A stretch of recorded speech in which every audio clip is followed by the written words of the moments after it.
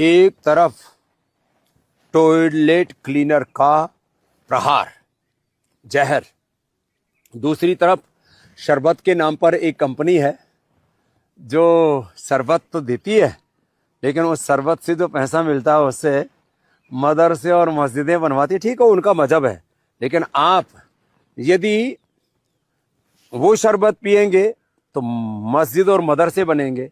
और पतंजलि का गुलाब का शरबत पीते हैं आप, लो ये शरबत पिएंगे आप तो गुरुकुल बनेंगे, आचार्य कुलम बनेगा, पतंजलि विश्वविद्यालय, भारतीय शिक्षा बोर्ड आगे बढ़ेगा। इसलिए मैं कहता हूं ये शरबत जिहाद भी, जैसे लव जिहाद, वोट जिहाद चल रहा है ना, ऐसे शरबत जिहाद भी चल रहा है।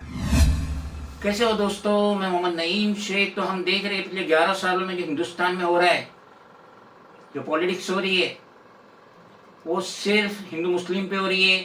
अपनी कारकर्दगी पे हमने इतने बड़े बड़े अच्छे काम किए, उस पे नहीं हो रही है, सिर्फ हिंदू मुस्लिम पे हो रही है, कब्रिस्तान पे हो रही है, दरगाहों पे हो रही है, मस्जिदों पे हो रही है, औरंगजेब पे हो रही है।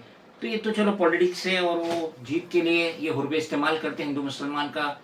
80-20 का भी योगी आदित्यनाथ उत्तर प्रदेश में विधानसभा इलेक्शन में इस्तेमाल कर चुके हैं। लेकिन पहली बार मैंने मेरी जिंदगी में देखा कि बिजनेस के एक्सपेंशन के लिए भी हिंदू मुस्लिम का इस्तेमाल किया गया है। बाबा रामदेव कल तक जब सेंटर में 2014 में नरेंद्र मोदी की एनडीए की हुकूमत नहीं बनी थी, उस वक्त तक मैंने मेरी आंखों से देखा था कैसे पंडाल से बाबा रामदेव अपनी धोती पकड़ के दौड़े थे स्टेज से। मैंने अपनी आंखों से देखा था, टीवी पे पूरा आर्टिकल भी आया था। और जब से इनके सर पे पीएम मोदी का आशीर्वाद आया है, उस दिन से इनका बिजनेस दिन दुगनी रात चौगनी तरक्की करते जा रहे हैं। हर शोबे में इन्होंने अपने कदम जमा दिए, क्रीम से लेके फार्मास्यूटिकल से लेके, और कोविड में भी हमने देखे कि जहां डॉक्टर इतनी मेहनत कर रहे थे, ऐसी ऐसी दवाइयां कर रहे थे, क्योंकि मैं भी सफर हुआ कोविड में, 2021 में मैं भी सफर हुआ कोविड में, तो कर रहे थे। मगर बाबा रामदेव क्या कह रहे थे, नाक बंद करो, ऐसा लेटो, योगा करो, और तो बेवकूफ बना रहे थे, बेवकूफ कह रहे थे डॉक्टरों को कि ये गलत कर रहे हैं, वो बात की बात है। लेकिन अभी हाल फिलहाल में बाबा रामदेव को अपने बिजनेस के एक्सपेंशन के लिए मुसलमानों का सहारा लेना पड़ा।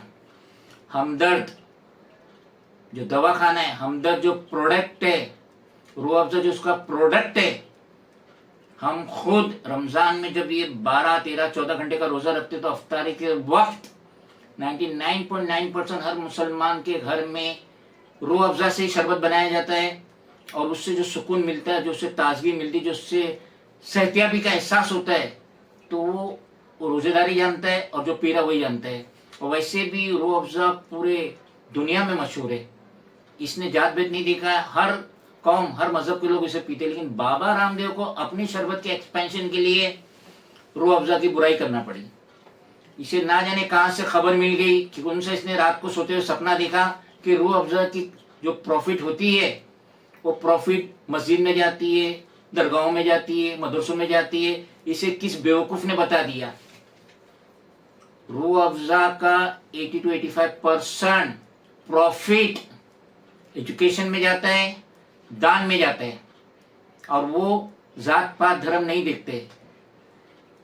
ईयर 19 की बिगनिंग से ही ये सर्विसेज होते जा रही है। तो बाबा रामदेव को अपने जो शरबत के इसने इजाद किया है, उसके लिए वो कह रहे हैं कि हमारा शरबत पियो, पतंजलि का शरबत पियो, ताकि ये पैसा जो रूह अफ़ज़ा का जा रहा है मस्जिद में, दरगाह में, मदरसे में, वो नहीं जाएगा। तो कितनी बड़ी बेवकूफाना बात कर रहे हैं बाबा रामदेव पतंजलि का, जबकि इसकी खुद लिस्टिंग कंपनी है Bombay stock exchange, national stock exchange में।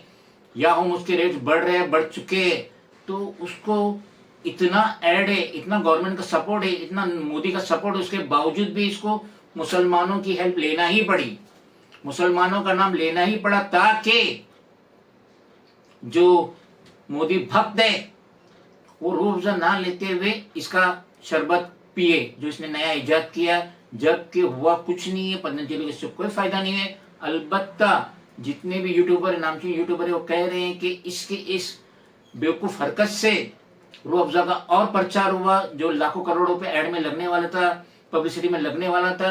ये बाबा रामदेव के स्टेटमेंट ने रूह अफ़ज़ा को काफी फायदा पहुंचाया, और वैसे भी Rooh Afza more than 100 years old company है, प्रोडक्ट नामचीन है, आज भी उसकी क्वालिटी में कोई मिलावट नहीं है, कोई कमी नहीं है, आज भी उसका टेस्ट वैसे ही जैसा हम अपने बचपन से पी रहे। तो ये कहने का मकसद है कि बाबा रामदेव ऐसी अहमकाना हरकत करके खुद अपनी इमेज कम कर दिया, अपने उसके जो फॉलोअर्स होंगे, उसके जो चाहने वाले होंगे, वो भी सोच लेंगे बाबा की खसक गई है जो ऐसी बेवकूफ़ी बातें कर रहे हैं। खुदा। बाबा रामदेव जो कह रहे हैं कि शरबत पियोगे तो जिहाद में काम आएगा, पैसा मदरसों में लगेगा, मस्जिद बनेंगे। अब देखिए, ये बाबा रामदेव का इतिहास देखिए, इन्होंने कोविड की दवाई बनाई, सुप्रीम कोर्ट ने उनको फटकार लगाई, डॉक्टरों को इन्होंने बहुत बुरा भला कहा, उसकी भी फटकार इनको मिली। तो ये प्रॉफिट के लिए, कमाने के लिए बहुत कुछ कर रहे हैं। इनका पूरा इरादा है कि उनका शरबत बिके, और पतंजलि प्रोडक्ट्स में कई बार बहुत इम्प्योरिटीज़ भी मिली हैं, जबकि मेरे ख्याल से मैं इसका उल्टा कहूँगा, बाबा रामदेव ने रूह अफ़ज़ा का अच्छा एडवर्टाइजमेंट कर दिया है, जो रूह अफ़ज़ा को लोग कभी थोड़ा भूलेंगे नहीं है, पर उसको उन्होंने रिमाइंड कर दिया कि रूह अफ़ज़ा असली चीज़ है।